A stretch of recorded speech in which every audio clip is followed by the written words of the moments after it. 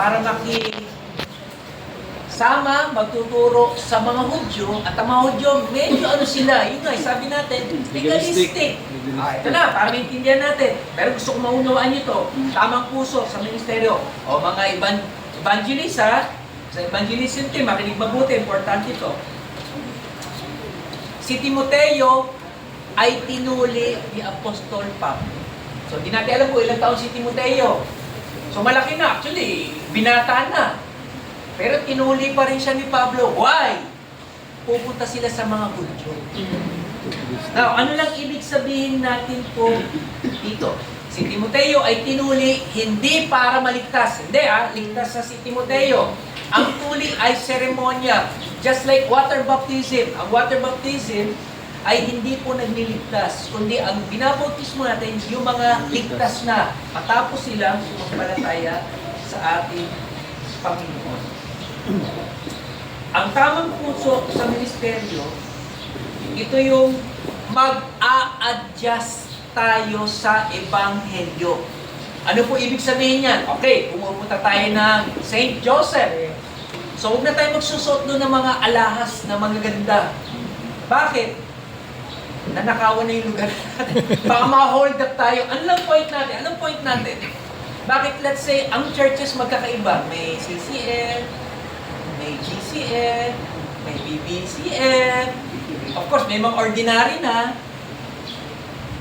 Meron din sa probinsya. At sa probinsya, alam natin kung ano lang ang buhay ng tao. So ako, tinatansya ko, pagpunta ng Mindoro, ano ba yung pupunta namin sa Mindoro? So hindi ako pwede magsuot doon ng Amerikana, di pupunta kami ng Mindoro. City yun, Calapan City. Makikibagay yan ang ibig sabihin, tamang puso sa ministeryo. Yan yung ginawa ni Pablo, inuli niya si Timoteo para ang mga Hudyo makikinig sa kanila. Kasi bakit? Magiging kakikisuran si Timoteo pag alam nilang, ay, sandali. Hindi po ba? Ganon din naman dito sa atin. Para mapalakas, of course, ang iglesia. Okay, babasahin ko itong 1 Corinthians chapter 9 para maintindihan po natin. Kuha tayo ng cross-reference. 1 Corinthians chapter 9, verse 20 hanggang 23. O, pakinggan niyo po maganda yung sinabi ni Pablo dito. Sa Corinto chapter 9, verse 20. Sa piling ng mga Hudyo, ako'y nag-asal Hudyo upang mahikayat ko sila. Bagamat hindi ako saklaw ng kautusan, napailalim ako rito samantalang kasama ko ang mga nasa ilalim ng kautusan upang mahikayat ko sila. Verse 21, sa piling naman ng mga Hentil, na di saklaw ng kautusan ni Moises, ako'y naging parang Hentil. Di saklaw ng kautusan upang sila'y mahikayat ko rin. Hindi ito nangangahulugan na hindi ko sinusunod ang mga utos ng Diyos sapagkat ako'y nasa ilalim ng kautusan ni Kristo. Verse 22, sa piling ng mahihina, ako'y naging gaya ng mahihina upang mahikayat ko sila. Ako'y nakibagay sa lahat ng tao upang ang ilan man lamang ay mailigtas ko kahit sa anong paraan. Verse 23, ginagawa ko ang lahat ng ito alang-alang sa mabuting balita upang makabahagi ako sa mga pagpapala nito. So ano yung binabanggit ni Pablo rito? Ito yung sabi natin tamang puso sa ministeryo. Sa mga Hudyo, makikibagay ako. Sa mga hindi Hudyo, kaya ko rin makibagay. Anong purpose? Makahikayat ako ng mga tao. Halimbawa, yan, kakatuwa tayo sa video, okay, kumanta ako, nakikanta na ako. Sa madaling salita, pag ikaw, alam natin salita, ikaw ay KJ, what will happen? See? That's the point. Ito yung binabanggit ngayon dito. Kailangan walang KJ. Sasabay ka. Dahil pag hindi, yung tao iiwasan ka na. Hindi ko sinasabing pagbibigyan all the time, just like Paul, pero yung kailan si Timoteo, hindi, malaya tayo. Pwedeng ilaban ni Pablo yun. Hindi tayo sumusunod. But wait, hindi tayo papakinggan eh. Correct. Kailangan malaman nila si Timoteo, tinuli ko talaga. Paano nalaman? Nung lumakat si Timoteo, tuli na talaga. Ay, Maudo, tanggapin niya. See? Para maintindihan lang natin. Umuya ng bayabas. Huwag lang lunukin. Hindi, Pinoy lang yung Pinoy. So, ano ang application clarification natin sa number 2. Tamang puso sa ministeryo, maging handang mag-adjust alang-alang sa Ebanghelyo. Mag-adjust po tayo. Pero tandaan, ito lang, hindi isusuko ang katotohanan. Pero inaalis lang natin ang hadlang. Parang sinasabi ko, when you're in Rome, be a Roman, pero hindi gagawin yung maling Yeah. Okay lang maging KJ na ma-turn off ako. Dahil parang pastor, pwede bang mag-interrupt na? O, pwede naman. Pwede Alam ako. ko lang kasi doon sa point na yun. Halimbawa, meron akong friend, puro Okay. mga mangino. Oh, yes, okay. So ngayon, every time na lalapit ako sa kanila, at nagaganon talaga Oo. sila. Ako, gusto ko ma-win sila, Oo. iinom din ako. Oo. Ganon. Shashot ka. Shot ka. Shot puno. Ano pagka dahil Boker Blue yun, mahal yun. Borbo. Oo. Black label. Ano naman ate, laging, ate, sabi na Or, ng turo, sinasabi sabi niya. ng turo ni Pastor, laging laman ng puso, bakit sa shot? Gusto mo lang pa, Yeah, ako, yung okay, motives okay, mo, okay, motives. Hindi masamig yan, gusto mo Oo. makibagay ka lang muna. Yung motive Pero mo. magdalasin kasama nila. Tama, yun naman. Pero pwede bang, nakaharap din ako sa kanila. Umiinom na ako ng other. Okay pa rin yun. Okay yun. Nung walang Coke, Coke lang, wala. Hindi, magagalit yun. Huwag mo ubusin yung bulusan. Huwag mo gawing kanin. Para you will be in the group. Oh. Kasi Oo. ganti attorney na. Ito, para maintindihan natin. O, mga men, mga sanay uminom. Ako yun. Alam niyo ba, minsan, kami, naranasan namin, lumalakad. Talagang may nagiinuman sa dan. Hindi pa bawal nun, pwede talaga. Oh, shot ka muna. Napadaan lang, napadaan. Pag nag-sumat ka talaga, good shot ka sa kanila. Ilalagay mo. Lalo na meron. Oh, yeah, Kakausapin ka. Of course, iba naman. Pwede sabi ni Kuya Ray, pwede naman, oh, sige pre, dagdag nyo na to. Good shot ka nun. May ambag Pag ka. nagsalita ka, makikinig yan. Pero pag hindi, wala, sarado talaga sila. Ah. Sometimes, let's say, oh, hindi lang naman inuman ng Street smart yan, street smart. May mga babae dyan. Parang mga chismosa itong mga to. Oh, Mare. Ayun, so Tommy's. Oh, nagtotongits. Pero dahil umupo ka ron at ano ka lang, nakikikwento ka sa kanda. Ganun din, no? Meaning, pag sinabing makibagay, ito, yan. Parang tama-tama dito is, nakachinelas talaga, nasa resort tayo. Pero kung magbabalat ka, parang awkward ata. Pagtitingin Overkill. ng mga tao. Overkill. Yun lang ang gustong ipakita sa atin dito. Kasi ang gusto natin is, wag natin mapigilan yung dala nating mabuting balita dahil sa ating kilos, sa ating pananalita na sila ay lumalayo. Tama yung ginagawa natin, sometimes we bring foods. Kasi alam natin, ang pagkain, yan, mga Pilipino, pang-attract yan, tsaka yan yung nagkakatuwaan. Okay yun. Pero hindi natin pwedeng sabihin na after nun, hindi natin i-present yung gospel, nag-alisan na. Maybe, 1 time, 2 times, okay lang. Pero third time, you need to share the gospel. Kasi yun talaga ang purpose natin. O, communion, pwede na. O, communion. And lastly, tamang turo. Kasi para lumago, lahat, gusto natin gumanda ang katawan, tamang kain. Tamang exercise. Pero kapag mali, wala. May nagsabi sa akin, so naglalakad din kami. After namin maglakad, kumakain kami. Parang mali ata yun. Nag-eat all yung Kumain muna, tsaka maglalakad. Para yung kinain, mawawala na. Pero, after mo, tsaka kumain, wala. Lalo kung tayo tataba. Ano ibig sabihin nito? Sa verse 4. Sabi sa verse 4 na binasa natin, sinasabi nila ang kanilang itinuturo sa matatanda sa Jerusalem or sa council, sa elders, sa mga apostles. Dahil si Pablo ay nagtuturo. Of course, si Pablo rito, bago-bago pa lang ha. Dahil doon, sumunod sila sa turo. Ano nangyari? They stick to the gospel, sa right teaching. Anong resulta? Last verse, verse 5. Kaya tumibay sa pananampalataya ang mga kaanib ng bawat iglesia at dumami ang bilang ng mga alagad Christians araw-araw. So ito lang, wala nang iba. Pag ginawa natin ito, tamang tao, subukan natin sa bawat ministeryo, ilagay mo yung pinakatamang tao dyan. Halimbawa, praise and worship, huwag natin ilagay si Kuya Roldan. Ilagay natin siya sa evangelism talaga. Pag sa praise and worship, Baka, si Ate Joy pwede. Oo. Di ba? Yan. Kailan naman eh. Ilagay mo. Yung kitchen natin, talagang pang kitchen yan. Dahil, Sakit naman nun. Ayaw na. kunyari lang naman, di ba? Kunyari lang. Let's say, pag sa... Pwede Halimbawa, naman, papatayin sa mixer. sabi ko si Balong, sinama natin dito, tama-tama pagkasama niya, may purpose bakit? Siya yung nagtanggal ng gulong. Kaya si Balong, gulong, medyo kadikit yan. Yes, natanggal niya yung gulong. Una, nahirapan ko, ay pala, may cover talaga. Natanggal namin. So, ang tawag natin dyan ay kailangan swak ng tao. Mas baka na May purpose. ang additional talent Oo. ni Ulo, ay Balong, na-discover, siya pala ay marunong ng mga sasakyan. Ah. Yun na nga. Kaya tayo, ang dami natin mga daladalang sasakyan. So if ever magkaroon ng problem, andyan siya. May specialist. Nakakatindi siya. Nag-iisa yan. Magagaling nga mag-drive pati yan. Sana sa church, pag may parking tayo, may balay tayo eh. Sila Balay. magbabalay eh. Di ba? Ang ganda eh. Sila Kuya Ray, pagbabalang sa gate eh, kukunin na ni Erwin eh, papark nyo na talaga sa ano eh. Pag nabili natin yung katapat natin na bahay. Pwede. Multi-level parking. So, again, anong resulta?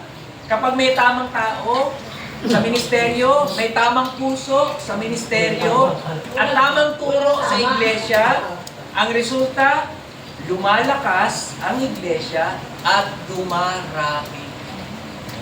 Dumarami ang tao sa iglesia. Of course, tumitibay sa pananampalataya, dumadami ang mga mananampalataya araw-araw.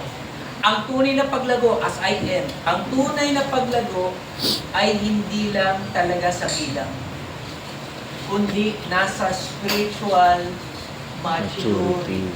Quality. Kung kailangan tatlo. Kompleto yun. Tamang tao, puso, saka turo. May tanong ako. May tanong pastor. Oh, sige. Okay. May tanong Di ba ako. luto yung breakfast? Everybody can answer. Oh, Yung huli tamang turo. Everybody claim the truth, ang dami. Yan na. Paano mo ngayon malalaman kung sino ang totoo at tamang tinuturo? The yan. Bible. Test the spirit. Doon sa absolute, isa subjective. Isa lang ang tama eh. Isa lang siya eh. Hindi pwede marami. Diba? Paano mo ngayon Test the malalaman kung spirit. tama yung turo? Fruit of the Holy Spirit. Ano? Pero may eksakto dyan. May eksakto dyan. Based on Pwede. scripture. Because ni basic, yung sa backball, Test the Holy Spirit.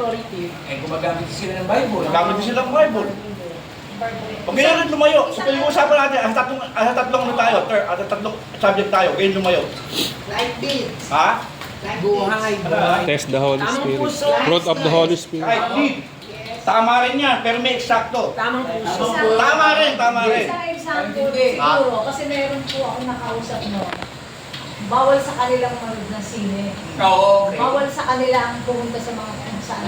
Kasi ang katwiran nila, Secular. sa Samson na a blessing is Concrete heart. He doesn't walk in the step with the wicked and stand in the way that sinners take, or sit in the company of mockers. Eh yung upuan daw sa sine, inupuan mo ng mga Masyadong, yun.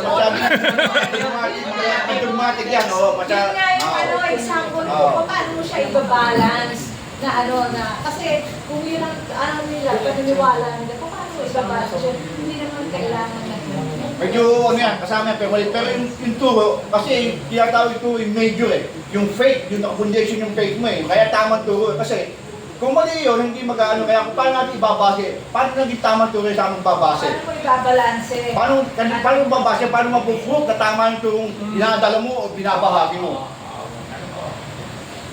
Tanongin mo kung ano sa kanila si Jesus. Paano nga, Pastor? Ang balong. Ha? Kasi may mga naglalakad nga. Tapos tatanungin ka, pwede bang i-share namin yung mga dala-dala namin? Okay. Pwede mo tanungin, ano po ba sa inyo si Jesus Christ? Yun, no. Paano tayo hindi mo masasave? tayo lumalayo eh. Kung tamang turo, dapat sa Kasi una, puro tama salvation yung taong lang. tuturo. Di ba? Kaya nga, yung ano, Kasi pag Pagkain ano na sa tama. Jesus Pagka hindi Christ, tama yung tao, di mali yung turo nun. Kaya, ano?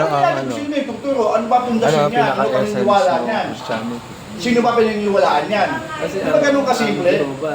Halimbawa, sabihin ng iglesia, Tapos Jehovah, sinabi ano natin, Calvin. Ano ba turo niya ito? Sabi sa Tama Bible, ito. Jesus Eh, si Mark, turo siya. Kaya, ito. Manalo. Period agad. Tapos ang usapan. Ano ba ano ni ano, nung Miller, nung anong founder ng Jehovah? O, di alam mong mali. O, hindi mali yan. Ganun lang. Alamin mo kung sino yung tao magtuturo, ano yung background, ano yung pininiwalaan. Eh kasi nga, ayaw nilang i-reveal na Jehovah sila eh. Malinaw mo, Doon pa lang, ano eh. Oh. Kasi lahat na decline. Tama sila, tama sila, Sa tama. online. Hindi yan tama. Ang ending. Subjective eh, hindi pwede. Hindi ko bibitawan yung turo ng JW, sabi nila. O, inamin mo din na JW. Kaya di ba pagka ganito, halimbawa, sa TBCM tayo, bunga tayo na ibang lugar, ibang ano, mag-charge ka, ano naman titingnan? Ano ba yung church to? Ano ba ang doctrinal foundation nito? Sino ba yung pastor dito? Ano ba tinuturo nito? Ay, tama ito. Kasama ng kamukha ng PBCF na dinadala namin, pagsisimba ako dito. Dahil pumunta ka dito, uy, ano to medyo malasado to, medyo meron dito mga nanginginig. Di ba? Maglulupasay. Yung pupunta rito. Di ba ganun lang kasimple para ma-synthesize mo kung saan ka pupunta, sino yung sasamahan mo. Kasi may pagkakataon na lalayo tayo, alis tayo eh. Mag-charge tayo. Di man po, uy, may cruise, Christian church, pupunta ka na. Siyempre, ito lang muna. Baka mamaya, hindi ka nag-investigate kung ano ka doon. Baka yung preacher, charismatic, medyo na-emotional, ano ka. Hindi naman ganun tinuturo sa bishop, ito pala ang tama, di ba? Pero hindi ka nag-investigate kung ano yung background, ano ka, yung chart ng tao, ng preacher. Maraming ganun eh. Sa akin po, additional ano kasi, na napunta kami mag-ganyan. Application. Kaya tingnan natin, yung tamang turo dapat, yung tao, tama. Pag hindi, may tama ka. Kahit tama ka. Pag hindi mo katamaan, ikaw magkakatama. Pero ito, tandaan lang natin marami pa rin mga false teachings. Pero ang dami nila, kaya baka sila kasi Di ba dadami pa yan, Pastor? Ha? Mas dadami pa. Oo. But again, yung sinabi ni Atty. May dalang Tama false naman. hope. Bible talaga. Ay, false- Magamat, sinasabi false ko peace. ginagamit pa rin. Yun lang, sabi ni Kiray, tama, kanila. Yung pamumuhay, pati pagpapagawa ng iba, yung iba, inaakmanda sa gusto lang nila. Okay? Pinipili lang nila Yung gusto nila, pero yung ayaw nila, nilalampasan nila yan. Ano yun? Itching At ears. tayo, yun ang sinasabi, lahat ito, Sabi sa Bible, itching ang ears. church, na-encourage the church. Babasahin natin Ano lang gusto na Bible, marinig? hindi pwedeng, hindi na, basta makikinig na lang tayo. Hindi, kailangan basahin natin on your own. Kayo ang makadiscover ng sinasabi mismo ng salita ng Diyos. Kasi yung pagbabago na binabagiti natin sa totoo lang, manggagaling yan dito mismo sa binabasa mo na. Wala talaga sa'yong mananakot, mag-influensya. Ikaw mismo mababago ka talaga pag ito ay ating binabasa. Mararamdaman nyo yan Unang-una, kayo nga parang, dali, tinitira ako nito pero doon na lalabas yung battle. Lumalabas, mali kasi tayo. Parang walang pinagkaiba, may sugat ka. Nung wala kang sugat, naglalagay ka naman ng alcohol sa kamay. Wala namang masakit. Pero nung naghiwa ka, nagluto ka, nahiwa ka pag alcohol, aray, sakit! Bakit? Kasi may sugat. May something wrong. Kaya ito ay puro malinis. Pang-disinfect. Kaya pag nabasa natin, na ano tayo? But hindi tayo papayag na gano'n na lang. Kailangan yung sakit, yung sugat, gumaling. Now, once na tumama uli sa atin, hindi na masakit kasi na-cure tayo, nagbago tayo. Aba, pinag-usapan nyo, yung mga nasenggo, pinag-git siya sa Ephesians. Drunkards. Hindi ka na drunkard. Wala, pag binasa mo, hindi na. Pero, parang ayoko pasahin ito Meron pang resistant. Pero again, pag ito, from us, Drunkardness, debauchery. Itong number natin, kasama yung mga kids, 30. Hindi siya bad. Kung sa population ng PBCF, let's say 150, 20% yun. 30 sa 150 malakas yun. Kasi bakit? Hindi lahat Pero from 30 mag-start, may sinasabi natin, itong 30, lahat halos nasa ministry. Pero ang sabi nga, tayo tamang tao sa ministry. Kailangan lang, ito na, kailangan yung puso rin. Kasi pagka hindi tama naman ang puso mo at nasa ministry ka, baka ikaw yung pampagulo lang. Maybe ikaw rin ang magiging hadlang. Tapos hindi nagtapos doon.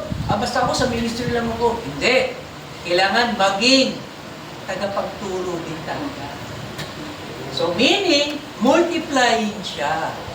Na, ayan, imagine, kung tayo lahat, imagine ha, kung lahat tayo magiging, lahat, LG leaders. Pati itong mga kids, oy, one time, magiging LG leaders sila. So parang lumalabas agad, meron tayong 30 life group. See? Of course, sino ba rito may dalawang life group? Si Ate Tina. May life group siya. Tatlo pa. Oo. Ang target natin, at least isa lang para hindi ka naman masyado sakal na. Kaya ang ginagawa, kaya nga yung MLG, di ba MLG, bumababa siya? Pagbaba ng MLG, Umbrella. ako, Umbrella siya. baba ko sa MLG, sa totoo lang, relax na ako eh. Bahala na yung sila at si Cecil, sila elders tayo magbaba si Ate Cecil. Pagbaba niya kay Ate Erin, nanganak bigla. Si Ate Early, yan yun. So si Ate Cecil, pahinga na siya. So yung mga niya, si Ate Grace, bumababa na. Imagine kung ganun lahat ng LG. Pero meron sa atin, Kuya Benji, member pa rin. Kaya nagtuturo ako. Yun na nga. Kaya Kuya Benji, kailan kay Kuya Benji magkaroon ng sariling LG na. Pero doktor talaga. Ayun. Kailangan sa loob, magalit sa LG sa loob, Si Rondan, wala. sa aking iglesia. Marami na, hindi pa nagawa. Toto. Dapat by, okay na yun. Oo.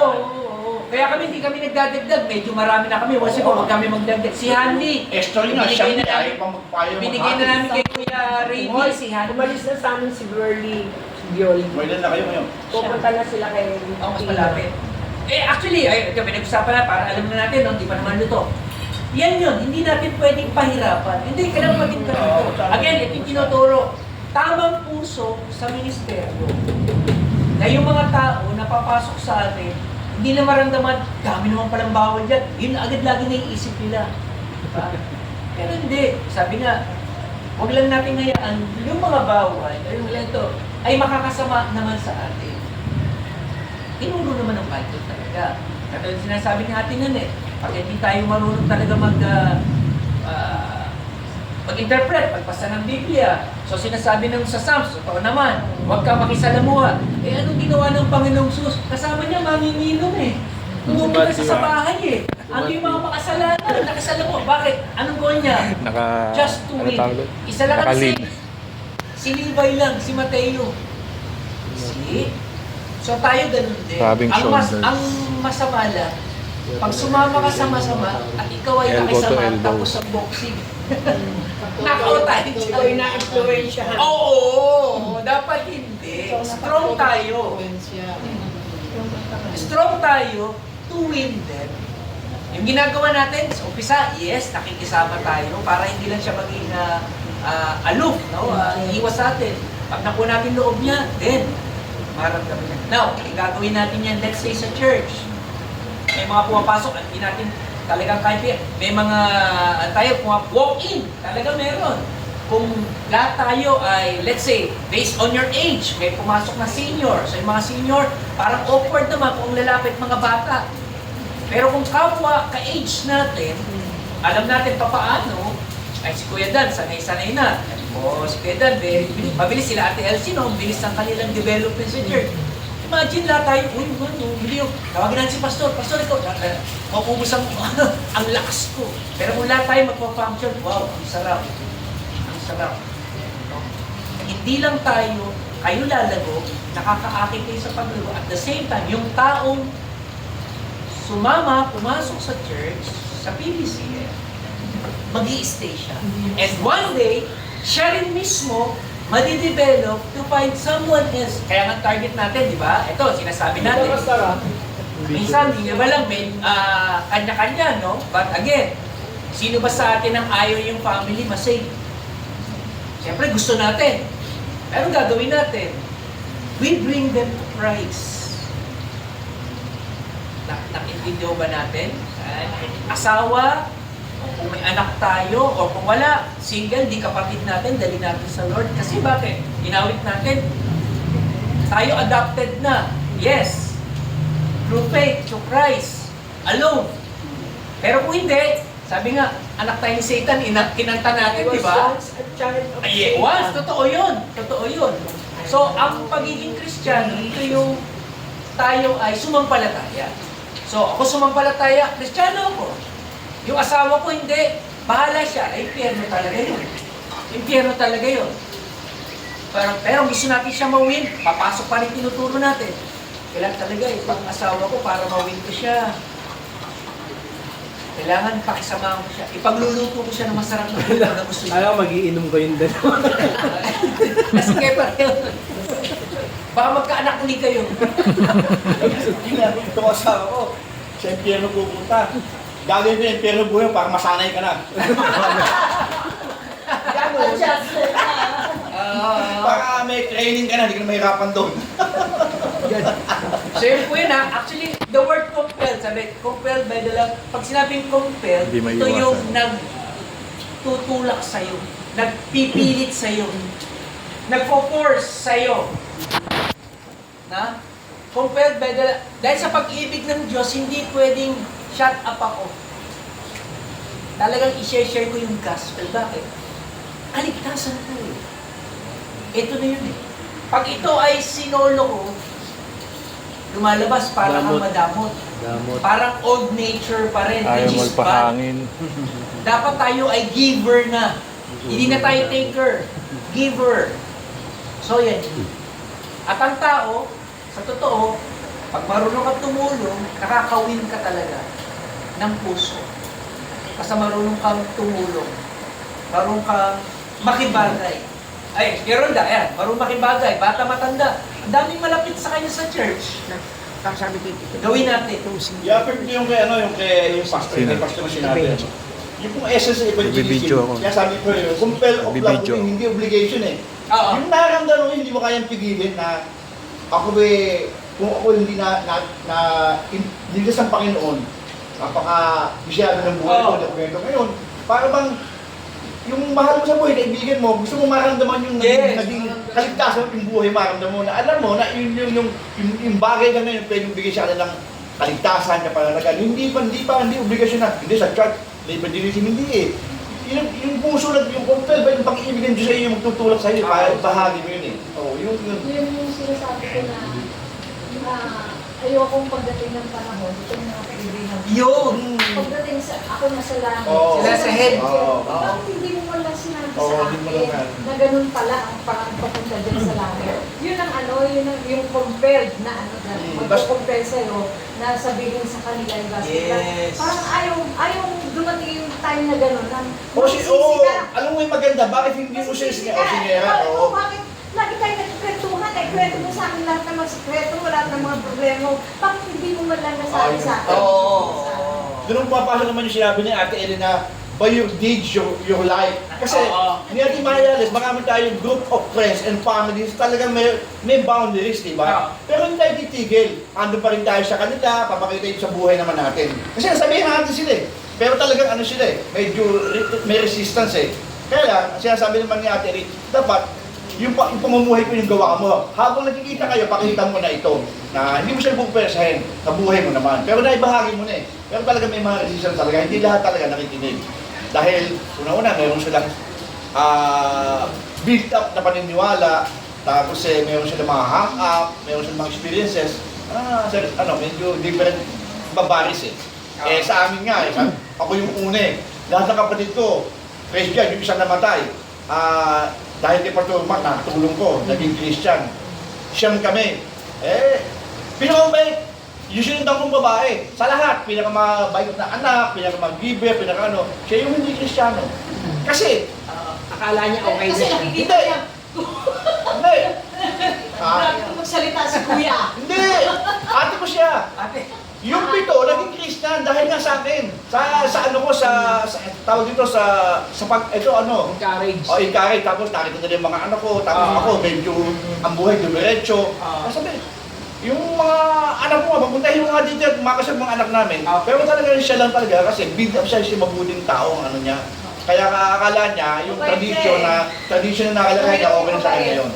Kaya sabi ko nga sa kanya, pinakita ko na riding ng Catholic eh. O yan, kita mo papanalangin mo daw yan sa purgatorio. Oo, dapat naman, di ba sabi mo nga pare? Wala sa Bible yun na.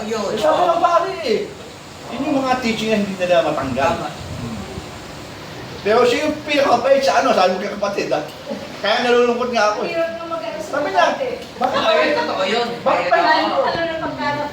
Ganit ba't inaano mo ko sinasabi, kung pakapait ka muna. Oo, yun ba ganun? Bakit mo kasi na-share Ako sa mabait mabaw na ako eh. Oo. Hindi man yung ano, yung hindi man yung bait na yung siya yung pinaka morally upright kung tawagin man na kung susumahin sa aming mga Kristiyano na kami pero siya pa rin yung as living talaga ano. Kaya lang yun nakakalungkot. Siyempre. Parang walang tinutuloy siya, wala ka nasalanan. Hindi ganoon, hindi. Talagang totally kasi lumaki kami, inanay ko kasi mandarasal. Talagang siya yung na-embedded sa kanya na dito ako punta pa nga ng ano eh. Punta pa nga ng Vatican eh. Sumubos yung bagong papa nung milestone. Punta pa sila ng Vatican. Nagsimba pa sila doon. Kaya talagang ano siya. May ano naman yan eh, may panahon. Agad buhay. Sabi ko, kaya ano lang, magbasa ka ng Biblia tapos ipanalangin mo na maliwanagan ka. So sana po maging challenge sa atin ito itong team natin sa ABCOP this year, compelled by the love of God to strengthen the saints. Kasi kayo rin mismo kailangan palakasin ko daw. Ito, tingin nyo mabuti. Kung ako yung pastol, okay, ako yung pastol, shepherd. Kayo ang tupa. Sila na ako ng tupa. Ayan, kayo mabuti. Atin na Kami amoy tupa. Ang goal ko, ang role ko is to take care of you. To guide you, to feed you. Ito na yung tignan. Sino ang mga anak? Tupa. Hindi ang shepherd. Kaya kung ang shepherd magpabaya, kakainin ko na lang kayo, dump chop. Pero hindi, alagaan kayo. Pag mali ang alaga, ba't payat? Mali kasi ang alaga, kaya hindi mabuntis-buntis, di manganak. Ayun na lang. Pero pag naalagaan niya, kaya tamang turo, sobrang importante, ang nagpaparami talaga, ang tupa. See? Equip lang, equipping the saints, yun talaga ang role ng pastor, elder, yun talaga. So hindi sila yung talagang, hindi na kami sasaba, parang general, hindi. May mga soldiers kayo, pero ite-train kayo. Pag nangyari yan, doon ay sinasabi ang church, dalago at dalago. Siguro, itong isang last example natin, sinataw itong mag-asawa. Again, bago lang sila sa church, no? Ginamit pa ng Lord, madalaw ko lang yung si Tita Christy. Dahil yung kapatid ni Tita Christy ay taga Santa Cruz. So, alam ko nagkita na kami before doon. Dahil siyempre, hindi naman kilala, familiar. So, pag-visit ko ron, ang nakita ko si Kuya Day ito mag-asawa. So, naging paraan na, kwento-kwento, dito ko sa church. Sila Kuya Day pala, gahanap ng church. Eto na, ay sama sila Kuya Dan sa church.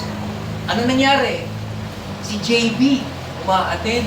Somehow, nakaka-influence si Kuya Dan, si Ate Elsie, at si Tita Chrissy, uma-attend na parang ayaw din niya eh.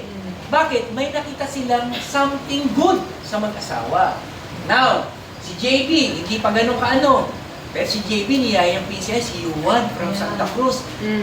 See? Imagine, hindi pa, mga bago. And how much more tayong mga talagang dati. Ulitin ko hindi ko kayo kinokonsyensya pero kung makakadala tayo, at ang Kristiyano, wala rito yung, matanda na ako, menopause na ako, hindi na ako manganganak. Hindi. Yun ang kagandahan ng Christianity. Walang menopause dito. At hindi ito yung pambabae lang ang nanganganak. Lalaki pwedeng manganak. Spiritual. Merong ang anak. Ito na yung, of course, sharing the gospel. Okay? So kung gagawin natin yan, again, dadami talaga. Dadami ang maliligtas. At kapag mas marami, sa church lang, imagine nyo, kapag marami naman talaga tayo sometimes sa worship service, di ba parang sarap din sa pakiramdam? Dahil kumonte, parang ang lungkot natin, pero hindi ganun. Kailangan tayo. Anong gagawin ko? Di ba? Kailangan mag-contribute tayo. Kaya again, yung mga kapitbahay natin, loved ones, relatives, family, at yan Kaya pastor yun ang lagi papaposto sa church namin sa Canada. Okay. Hindi siya sa Canada. Oo. Every single Sunday. Okay. Kami pa rin.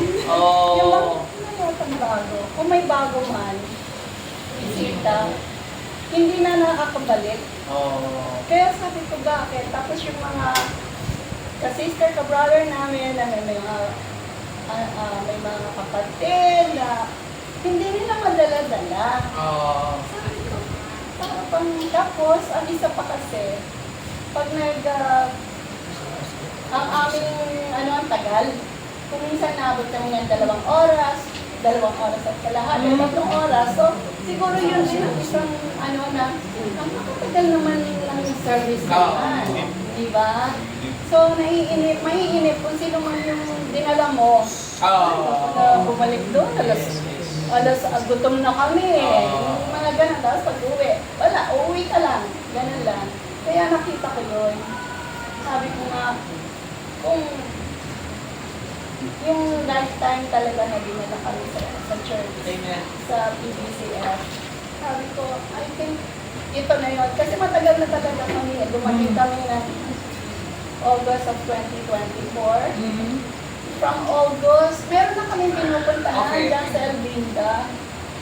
Kaya, para bang hindi ko na-feel yung bang iba. Kaya nga sabi nga, dinala ko si Hector, si Chrissy, si Davey, mga 2 beses. Yes. Sabi nila, parang iba dun. Sabi nila, iba. Parang ayaw talaga nga nilang bumalik. Tapos nung dinala namin sila sa Islat Kabuyaw, Kabuyaw ba? May kinuha kami doon sa isang pastor para sa birth certificate nila. Kasama din sila. Sabi nila, mas okay yung church dito kaysa doon. Malayo nga naman. So sabi ko, hahanap kami ng church dito. So yun na nga, nadala kami sa Pilipinas. Kaya talagang malaki kami salamat namin. And at the same time, we're trying in our own, ako, wala pa, talagang baby pa talaga ako. Yung bang, mahanap talaga ako ng chance na yung mga in-evangelize ni Dan. Yes. At the same time, kung minsan pumapasok ako sa eksena kasi oo, yung si Mar, yung mga security. Ano pa kausapin natin? Tapos last 2 days ago, tinanong ko, Mar, nakakapagsimba ka ba? Yung mga gano'n na tanong. Tapos, hindi ko naman sinasabi sa kanya kaagad na kasama, punta ka sa church. Ang tanong ko lang, saan nag-church? Ganyan. Nandiyan kasi yung asawa ko. Ganyan. Okay, nakikinig lang ako. Tapos darating yung time na siguro madadala din namin sila. Tapos si Lisa matagal ko na yung sinasabing, Liza, I know she's a Christian, pero Liza, where do you go to church? Dyan lang sa, okay, sabi ko, Liza, wala ka sa church namin. Sabi niya. Tapos sabi niya, Elsie, nag-church ako sa inyo. Pero dumating siya at nung time na wala kami ni Dan dahil di ba na-hospitalize, pumunta pa rin siya. Pero in-endorse ko na siya kanila Ate Ned, Ate Ellen. Pero nakabuti yun. Pero Nakabuti. Kasi nakita niya yung welcoming. yung Yun. sabi niya, wow. I really felt good, sabi niya on my first day. Talagang iba, sabi niya. Kaya dito na siya nakikita sa akin. Kaya lang din niya siya nakikita na kasi may ministry din siya, pastor. May ministry din siya, pumunta na siya ng Quezon. She's very active talaga. Tapos ito ngayon, kaya kami nagkita nung isa namin friend sa Batangas. Katoliko po mag-asawa. Nag-meet kami, tapos pagkagal, kain, ganyan, sa bahay niya.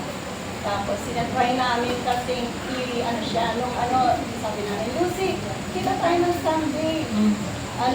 Church, doon tayo sa church magkita. After that, lunch tayo. Kasi hindi nga pwede siya. Tapos, ito, meron kami inaano sa Kalisa. Tuloy na natin yung feeding natin sa PGH. Sabi ko kasi si Lucy ang makikipag-coordinate, chief nurse dati. Para at least maging, pa rin, nandun pa rin, di ba? Never know. Tagal pa eh. Ay taga-talisa eh. So kung meron Pwede yan. Ate Elsie, naramdaman niyo ba sa leadership na kayo, kapamilya? Oo na kayo naman. kapatid, na kayo na puso. Kasi ang network ng PBCF, 7-5 saka 2.